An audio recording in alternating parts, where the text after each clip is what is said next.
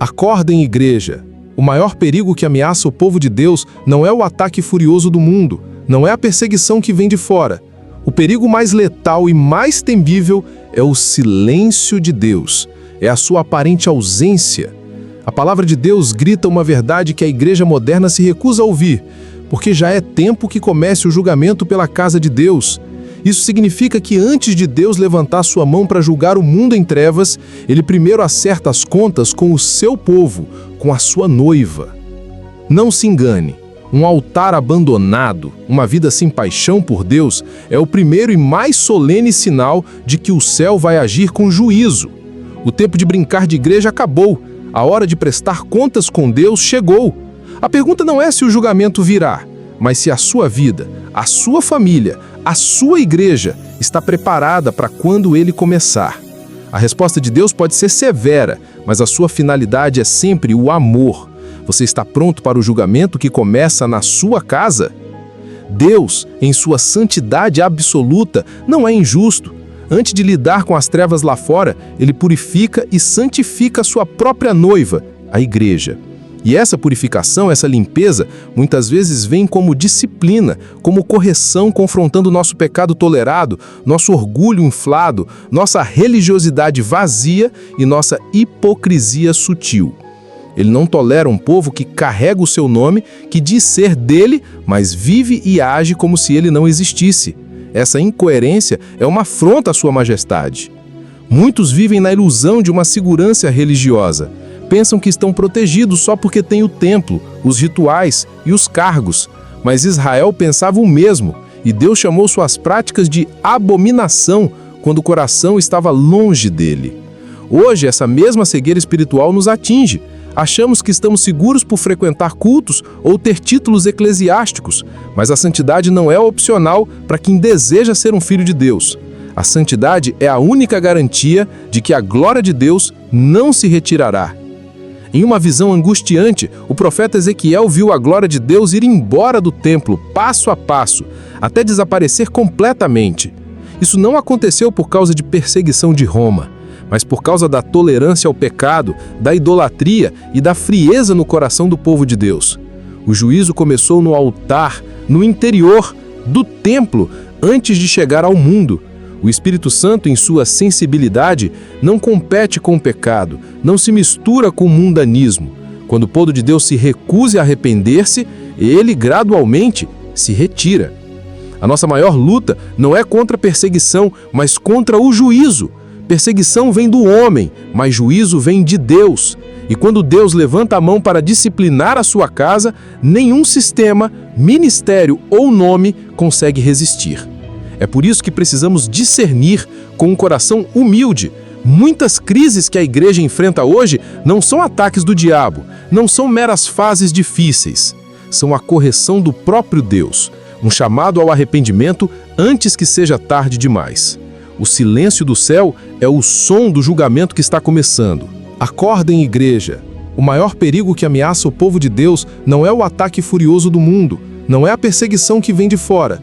O perigo mais letal e mais temível é o silêncio de Deus, é a sua aparente ausência. A palavra de Deus grita uma verdade que a igreja moderna se recusa a ouvir, porque já é tempo que comece o julgamento pela casa de Deus. Isso significa que antes de Deus levantar sua mão para julgar o mundo em trevas, ele primeiro acerta as contas com o seu povo, com a sua noiva. Não se engane. Um altar abandonado, uma vida sem paixão por Deus, é o primeiro e mais solene sinal de que o céu vai agir com juízo. O tempo de brincar de igreja acabou, a hora de prestar contas com Deus chegou. A pergunta não é se o julgamento virá, mas se a sua vida, a sua família, a sua igreja está preparada para quando ele começar. A resposta de Deus pode ser severa, mas a sua finalidade é sempre o amor. Você está pronto para o julgamento que começa na sua casa? Deus, em sua santidade absoluta, não é injusto. Antes de lidar com as trevas lá fora, ele purifica e santifica a sua própria noiva, a igreja. E essa purificação, essa limpeza, muitas vezes vem como disciplina, como correção confrontando nosso pecado tolerado, nosso orgulho inflado, nossa religiosidade vazia e nossa hipocrisia sutil. Ele não tolera um povo que carrega o seu nome, que diz ser dele, mas vive e age como se ele não existisse. Essa incoerência é uma afronta à sua majestade. Muitos vivem na ilusão de uma segurança religiosa. Pensam que estão protegidos só porque têm o templo, os rituais e os cargos. Mas Israel pensava o mesmo, e Deus chamou suas práticas de abominação quando o coração estava longe dele. Hoje, essa mesma cegueira espiritual nos atinge. Achamos que estamos seguros por frequentar cultos ou ter títulos eclesiásticos, mas a santidade não é opcional para quem deseja ser um filho de Deus. A santidade é a única garantia de que a glória de Deus não se retirará. Em uma visão angustiante, o profeta Ezequiel viu a glória de Deus ir embora do templo, passo a passo, até desaparecer completamente. Isso não aconteceu por causa de perseguição de Roma, mas por causa da tolerância ao pecado, da idolatria e da frieza no coração do povo de Deus.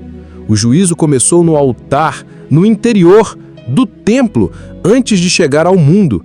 O Espírito Santo, em sua sensibilidade, não compete com o pecado, não se mistura com o mundanismo. Quando o povo de Deus se recusa a arrepender-se, ele gradualmente se retira.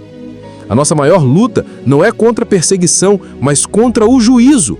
Perseguição vem do homem, mas juízo vem de Deus. E quando Deus levanta a mão para disciplinar a sua casa, nenhum sistema, ministério ou nome consegue resistir. É por isso que precisamos discernir com um coração humilde. Muitas crises que a igreja enfrenta hoje não são ataques do diabo, não são meras fases difíceis. São a correção do próprio Deus, um chamado ao arrependimento antes que seja tarde demais. O silêncio do céu é o som do julgamento que está começando. A história de avivamento e restauração do povo de Deus sempre foi precedida por um julgamento e um arrependimento. Nos dias do rei Josias, a lei de Deus foi redescoberta no templo, e o povo, ao ouvir a palavra que confrontava, chorou de arrependimento profundo, e a glória de Deus voltou. No dia de Pentecostes, antes de o fogo descer em línguas de fogo e poder, os discípulos estavam unidos em oração, em quebrantamento e em expectativa no cenáculo. O juízo e a disciplina de Deus trouxeram, no final, a maior de todas as restaurações. Essa limpeza, essa purificação, começa no secreto. Antes de Deus mover publicamente, Ele trata em particular. Muitas vezes, Ele fecha portas de oportunidades, expõe áreas escondidas em nossa vida ou nos leva ao deserto para tratar o coração e nos ensinar a sua vontade. É no secreto, no altar pessoal, que o juízo começa e o fogo do avivamento se acende. Não caia no engano de orar para Deus mudar o mundo primeiro. Se queremos ver uma mudança real lá fora, precisamos ver uma purificação e um arrependimento aqui dentro. Uma igreja que teme ao Senhor e se submete à sua palavra será temida pelo inferno. Mas uma igreja que vive como um mundo, que não faz diferença, será julgada como um mundo, sem distinção. O céu está buscando sentinelas que não se calam, vozes que, como a de Leonard Ravenhill, gritam: a igreja precisa se arrepender.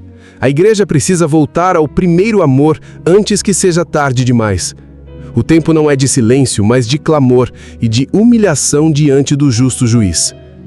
Mas o julgamento não é o fim da história. Ele é a oportunidade. Se a igreja se humilhar, orar, buscar a face de Deus e se converter dos seus maus caminhos, Deus promete curar a terra. O céu ainda pode se abrir novamente sobre nossas nações, sobre nossas famílias, sobre nossas igrejas, se a nossa resposta for a rendição total e incondicional. O julgamento já começou. A pergunta que ecoa na eternidade não é se você vai ser julgado, mas como você vai reagir a este juízo. Você vai endurecer o coração e resistir à voz de Deus, ou vai se render e se humilhar no altar? A hora é agora. A decisão é sua. Arrependa-se, volte à presença e viva debaixo do favor e não do juízo de Deus.